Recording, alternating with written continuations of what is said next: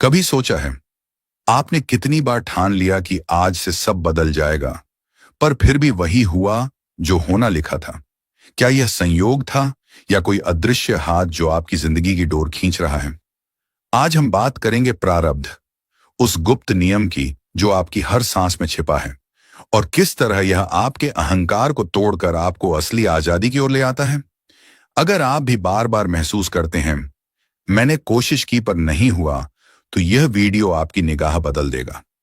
क्या आपने कभी महसूस किया है कि आप कितनी भी कोशिश कर लें, आखिरकार वही होता है जो होना लिखा है?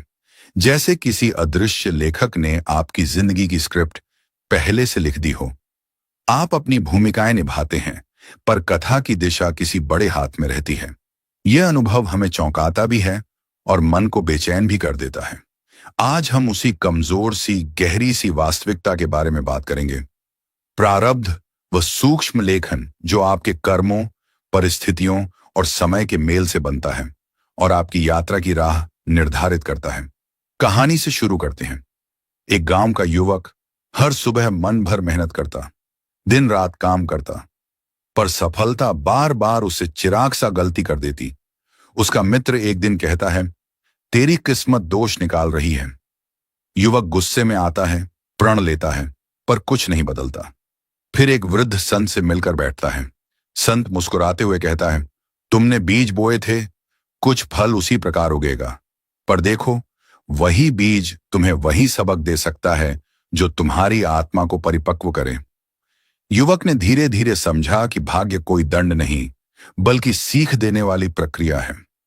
यह शुरुआत है उस राह की जहां हम प्रारब्ध को बुरा या चंगा केवल दंड या पुरस्कार की दृष्टि से नहीं देखते, बल्कि विकास की लेजर कट जैसी समझ से देखते हैं।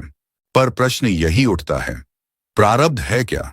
क्या यह अटल नियति है जो हर एक निर्णय को छीन लेती है, या फिर एक लचीला नक्शा है जिसमें कुछ मार्ग पहले से अंकित होते हैं, पर अपनी चाल आप चुनते हैं? शास्त्र कहते हैं, प्रारब्ध हमारे पिछले कर्मों का फल है। वह बीज जो हमने पहले बोया अब फल दे रहा है।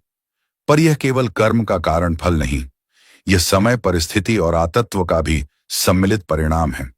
इसे हम एक बगीचे की तरह समझ सकते हैं। आपने जो बीज पहले बोए वे पेड़ उन्हीं बीजों के होंगे, पर किस मौसम में फल आएंगे, कितनी धूप मिलेगी, कितनी बरसात, यह सभी बाहरी कारण मिलकर उस फल के गुण और समय को तय करते हैं। इस परिचय का एक और उद्देश्य है आपके मन में रोशन करना कि प्रारब्ध हमें डराने वाला नहीं, बल्कि मार्गदर्शक है। यह उस शिक्षक की तरह है जो कठोर अनुभव देकर भीतर का बड़ा पाठ पढ़ाता है।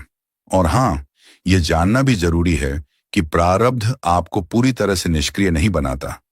आप अभी भी कर्म कर सकते हैं, पर कर्म करने की दिशा, परिणाम और समय में प्रारब्ध का योगदान रहता है। आपको इस संतुलन को समझना होगा, जहां कर्म आपकी जिम्मेदारी है और परिणाम का भार कुछ बड़ा सूक्ष्म कारण समझ लेता है। इस वीडियो की यात्रा 5 हिस्सों में होगी। पहले हम प्रारब्ध की वास्तविक परिभाषा और उसकी आध्यात्मिक दार्शनिक जड़ें खोलेंगे। दूसरे, हम देखेंगे यह कैसे बनता है, कर्म, संस्कार और समय का संगम। तीसरे में हम उस मानसिक द्वंद्व, स्वतंत्रता बनाम नियति को गहराई से समझेंगे। चौथे हिस्से में हम व्यवहारिक उपाय देंगे, कैसे इस समझ से आप घबराहट घटाकर शांति और सशक्तता पा सकते हैं। अंत में निष्कर्ष में हम समर्पण, कर्म और धैर्य के व्यावहारिक सूत्र समेट कर छोड़ेंगे, ताकि यह सिर्फ सिद्धांत न रहे, बल्कि आपकी रोजाना की जिंदगी में उतर सके। प्रारब्ध, यह शब्द सुनते ही दिमाग में कहीं एक ठंडी सी हवा सी चल जाती है, पर इसका अर्थ जितना गहरा है उतना ही सरल भी। शास्त्रों में प्रारब्ध को अक्सर लिखित भाग्य की संज्ञा दी जाती है, पर यह किसी लेखनी से लिखी लकीर नहीं है। यह वह परिणाम है जो आपके पूर्ववर्ती कर्मों, संस्कारों और परिस्थितियों के मेल से समय पर खिलकर आपके अनुभव बन जाते हैं। इसे समझने के लिए सबसे उपयुक्त रूपक है बीज और वृक्ष। आपने जो बीज पहले बोया वही वृक्ष उगकर फल देगा, पर किस मौसम में कितनी धूप और कितनी वर्षा में फल पकेंगे, यह बाहरी परिस्थितियां तय करेंगी। प्रारब्ध वही फल है, पर उसके आने का समय और स्वरूप उस बड़े ताने बाने का हिस्सा है जिसे हम जीवन कहते हैं। दार्शनिक दृष्टि से यह 3 स्तरों पर समझा जाता है। प्राथमिक कारण, पूर्व का कर्म, मध्यवर्ती पर्यावरण, परिस्थिति, समाज, शरीर और अंदरूनी परिपक्वता, मन की तीव्रता, आत्मिक योग्यता। यही त्रिकाइयां मिलकर प्रारब्ध का स्वरूप बनाती हैं। उदाहरण के लिए, किसी ने पिछले जन्मों या जीवन में हिंसा पर अधीन कर्म किए हों, उनका परिणाम कुछ कठिन परिस्थितियां बनाकर सामने आ सकता है। पर यदि उसी व्यक्ति ने धैर्य, आत्मा संशोधन और ध्यान भी किया हो, तो परिणाम का स्वरूप अलग होगा, शिक्षा रूपी, सुधार उपकारी। इसीलिए शास्त्र कहते हैं, कर्म का फल कठोर भी हो सकता है और कोमल भी। प्रारब्ध उसका ढांचा, पर अनुभव उस इकाई का रंग तय करता है। उपनिषदों और भगवत गीता में इस विषय पर सूक्ष्म विवेचना मिलती है। गीता में कृष्ण कहते हैं कि मनुष्य को लब्ध परिणाम का अनुबंध नहीं खोना चाहिए, कर्म करते हुए फल की आस से अलग रहना चाहिए। यह न केवल नैतिक निर्देश है, यह एक गहरा दार्शनिक तर्क है कि जब आप परिणाम की बंधन छूट समझ लेते हैं, तब आप अपने प्रारब्ध का बोझ हल्का कर सकते हैं। पर इसका अर्थ यह भी नहीं कि प्रारब्ध को अस्वीकार कर दें, बल्कि उसे समझकर सक्रियता और समर्पण दोनों का समन्वय करना है। अब एक और परत, संस्कार। हमारे विचार, आदतें और प्रवृत्तियां, ये सभी पिछले अनुभवों के संचय हैं, जिन्हें संस्कार कहा गया। ये ही संस्कार हमारे आज के विकल्पों को प्रभावित करते हैं। किसी व्यक्ति का प्रारब्ध इसलिए भी उत्पन्न होता है क्योंकि उसके संस्कारों ने उसे निश्चित चालों पर चलने का प्रवण बना दिया। पर पारंपरिक गुरु शास्त्र यही कहते हैं कि संस्कारों को मिटाया नहीं जा सकता, पर उन्हें परिवर्तित जरूर किया जा सकता है, सत्य आचरण, साधना और गुरु शिक्षा से। अतः प्रारब्ध का अर्थ यह नहीं कि आप चिरकालीन बंधन में जकड़े हैं। इसका अर्थ यह है कि आपकी आत्मिक परिपक्वता के हिसाब से जीवन के पाठ आएंगे और आप उन्हें पार कर सकेंगे या नहीं, यह आपकी सतत चुनौतियों और परिवर्तन का खेल रहेगा। अंत में, समय, काल। हर घटना का अपना समय होता है। शास्त्र इसे काल चक्र कहते हैं। कभी कभी वही प्रयास जो असफल दिखता है, पहले तैयार होने की प्रतीक्षा करता है। जब समय पूर्ण होता है, तब उसी प्रयास की छोटी सी चिंगारी एक पहाड़ हिला देने वाली आंधी में बदल जाती है। यही कारण है कि कई महापुरुषों ने वर्षों के रियाज, तप और धैर्य के बाद फल देखा, क्योंकि प्रारब्ध का समय आया था। इसलिए समझिए, प्रारब्ध एक स्थिर लेखन नहीं, एक जीवंत ढांचा है जो कर्म, संस्कार और काल के समन्वय से बनता और बदलता रहता है। अब हम उस रहस्यमय जाल के बीच उतरते हैं जहां प्रारब्ध का ताना बाना बुना जाता है, वहां जहां कर्म, संस्कार और समय मिलकर आपका अनुभव गढ़ते हैं। इसे समझने के लिए एक सरल परिकल्पना लें। जीवन एक काला सा मिट्टी का बर्तन है। उस बर्तन में पहले से डाले हुए बीज, वे आपके पुराने कर्म हैं। बर्तन की बनावट, वह आपके संस्कार, और दी गई आग की तीव्रता, वह समय। जब पानी, परिस्थितियां आता है, तब वही बीज फूटते हैं। पर किस प्रकार के फल उगेंगे, यह इन तीनों चीजों के घनत्व पर निर्भर करता है। कर्म, यह सबसे प्रत्यक्ष घटक है। हमारे विचार, वचन और क्रिया, ये तीनों कर्म का रूप हैं। हर कर्म एक सूक्ष्म बीज की तरह हमारे चित्त में बैठ जाता है। छोटे छोटे कर्मों का संचय, कुछ महीनों का, कुछ वर्षों का और कुछ कहा जाए तो पिछले जन्मों का, हमारे जीवन की मिट्टी में छाप छोड़ देता है। यह बीज तभी फल देता है जब उसे अनुकूल परिस्थितियां मिलती हैं। वहां तक तो आप स्वयं भी पहुंचते हैं। कर्म करना आपका क्षेत्र है, पर उसके परिणाम कब और किस रूप में आएंगे, यह प्रारब्ध का क्षेत्र बन जाता है। संस्कार, ये बीजों का प्रकार बतलाते हैं। संस्कार आपके भीतर की वृत्ति, आपकी तजुर्बों की टेप है। बचपन में जो आदतें बनी, जो सीखें मिली, वो आज के निर्णयों में गूंजती हैं। संस्कार यह तय करते हैं कि जब विकल्प सामने आएंगे तो आप किस तरफ झुकेंगे। कोई व्यक्ति संकट में संयम दिखाता है क्योंकि उसके भीतर संयम के संस्कार मजबूत हैं। कोई जल्दी टूट जाता है क्योंकि उसकी टेप वही स्मृति बार बार चला रही है। संस्कारों को बदलना कठिन है, पर असंभव नहीं। सतत अभ्यास, साधना और सचेत आत्मनिरीक्षण इन्हें मुलायम करने की चाबी है। समय, काल, प्रारब्ध का तीसरा और सबसे रहस्यमय पहलू है। हर बीज का अपना एक कठिन समय होता है, वह क्षण जब सभी परिस्थितियां परिपक्व होकर फल आने योग्य हो जाती हैं।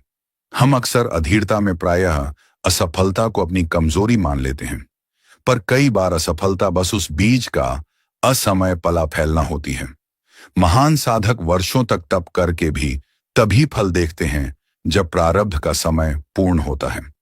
इन तीनों घटकों का घनत्व यह निर्धारित करता है कि प्रारब्ध कैसा बनता है, मुलायम शिक्षा देने वाला, कठोर परीक्षा सा, या फिर अचानक वरदान जैसा। पर यहां पर एक सूक्ष्म बिंदु है, मानव इरादा और लक्ष्य। आपकी नीयत, आपका धैर्य और आपकी चेतना ये संस्कारों को बदलने शुरू कर देते हैं। उदाहरण के लिए, वही बीज जो पुराने गुस्से से उपजा था, नियमित आत्मनिरीक्षण और प्रेमाभ्यास से धीरे धीरे परिवर्तनशील फल दे सकता है। कड़वे का स्वाद कम, उपयोगी सीख अधिक। इसीलिए शास्त्र कहते हैं, कर्म करते रहो पर परिणाम से मुक्त रहो। इस तरह आप बीज का सावधानी पूर्वक पोषण कर सकते हैं, बिना उसके फलों पर अनावश्यक आस लगाएं। अब एक चेतावनी, यह समझ फेटलिज्म नियतिवश में न बदले। सब पहले से लिखा है।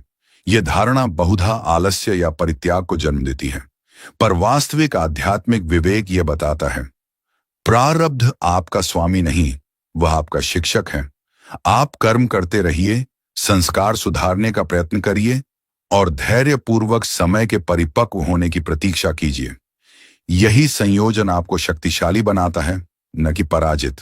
अब जब आपने यह समझ लिया कि प्रारब्ध किस तरह बनता है, कर्म, संस्कार और काल के सम्मिलन से, तो असली सवाल यह है, इस ज्ञान को रोजमर्रा की जिंदगी में कैसे उतारें।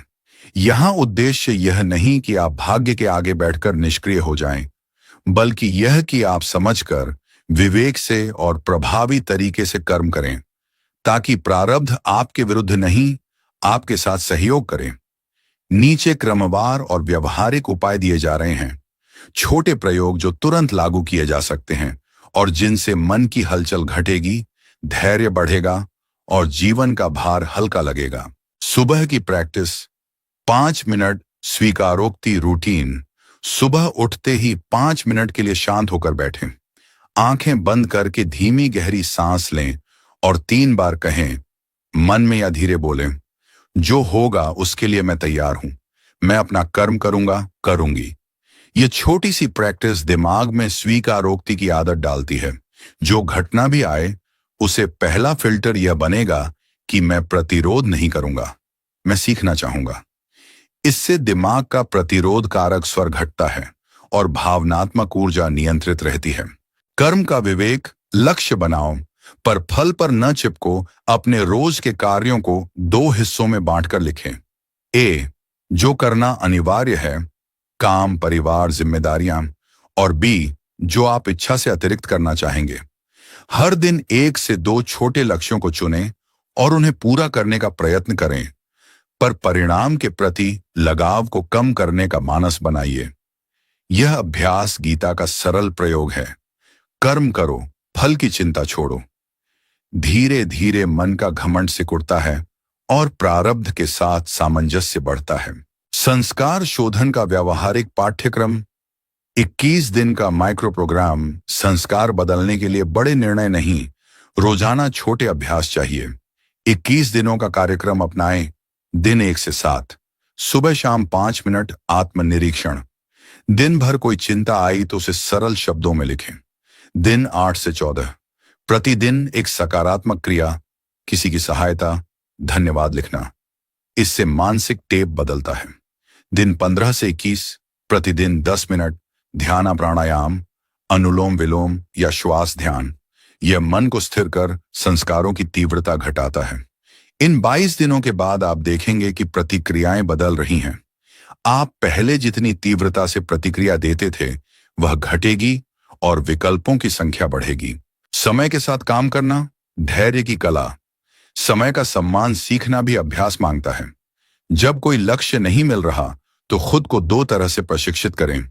ए, सक्रिय धैर्य। रोज छोटे कदम रखो, न तो छोड़ो, न अति हड़बड़ी करो। और बी, मन का निरीक्षक बनो। जब असफलता आए तो 5 गहरी सांस लें, तुरंत प्रतिक्रिया न दें।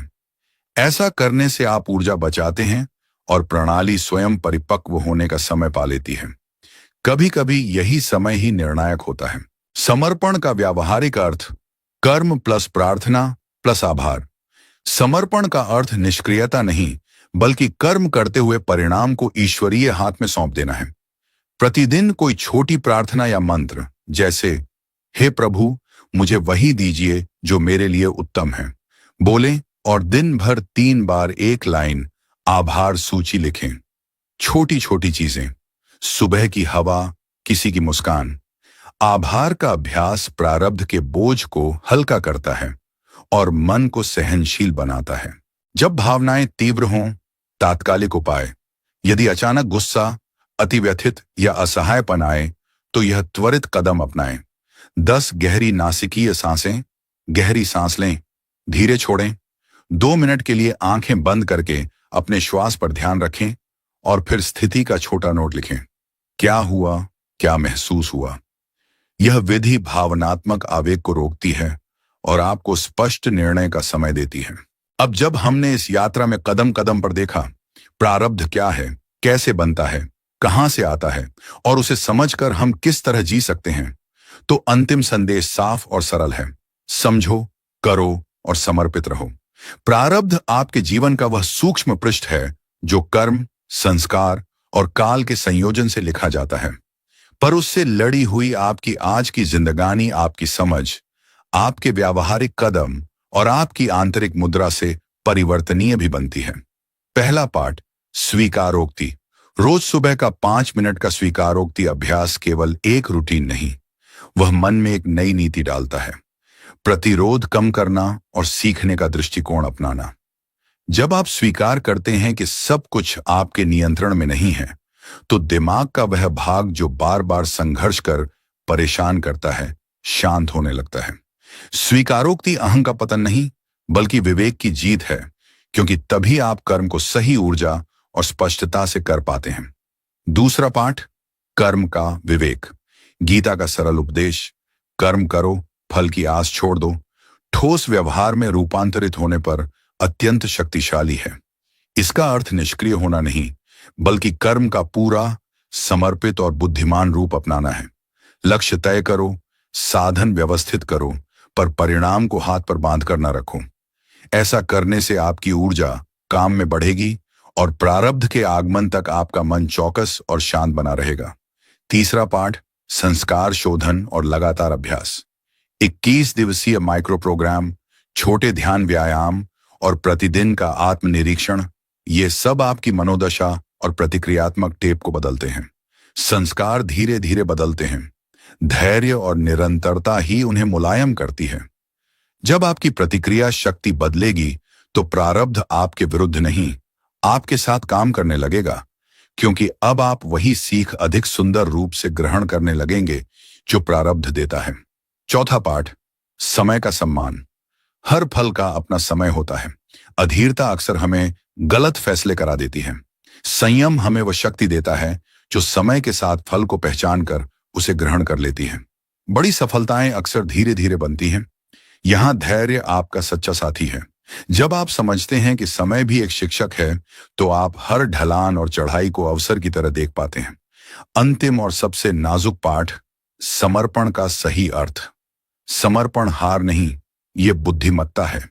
यह जानना कि आप अपना सर्वश्रेष्ठ कर रहे हैं और परिणाम को किसी बड़ी शक्ति के हाथ में छोड़ना, यही आंतरिक शांति लाता है। समर्पण में क्रिया रहती है, पर क्रिया के साथ एक हल्की मुस्कान भी, क्योंकि आप जानते हैं कि जो होगा वह आपके उत्कर्ष के लिए है। यही वह अवस्था है जहां जीवन बोझ नहीं, एक यात्रा बन जाता है। अब मैं आपसे यह नहीं कहूंगा कि आप तुरंत सब बदल डालें। मैं सिर्फ यही कहूंगा, एक छोटे से प्रयोग से शुरू करो। 21 दिनों के लिए सुबह स्वीकारोक्ति, एक छोटा लक्ष्य और रात को आभार सूची। बदलाव धीरे धीरे आएगा, पर वह ठोस होगा। और जब आप महसूस करें कि आंतरिक शांति बढ़ रही है, तब समझ जाओ कि प्रारब्ध का खेल अब तुम्हें उलझा नहीं रहा, वह तुम्हें ऊर्जा दे रहा है। अगर इस वीडियो ने आपके भीतर कुछ हलचल बनाई है, तो इसे अपनाइए और अपने अनुभव यहां साझा कीजिए। आपकी कहानी किसी और के लिए मार्गदर्शक बन सकती है। लाइक करें, शेयर करें और यदि आप चाहेंगे तो मैं आपके लिए 21 दिन का विस्तृत जर्नल टेम्पलेट और प्रतिदिन के निर्देश भी तैयार कर दूंगा। याद रखिए, आप अपने प्रारब्ध के बंदिशों में नहीं फंसे। आप उस बीज की खेती करने वाले बागवान हैं। बीज वही हो सकता है, पर इस पेड़ की छाया कैसी होगी यह आपकी देखभाल पर निर्भर है। शांत रहिए, कर्म करते रहिए और समर्पण के साथ उस रहस्य को गले लगाइए जो आपको धीरे धीरे अपनी असल आजादी की ओर ले जाएगा।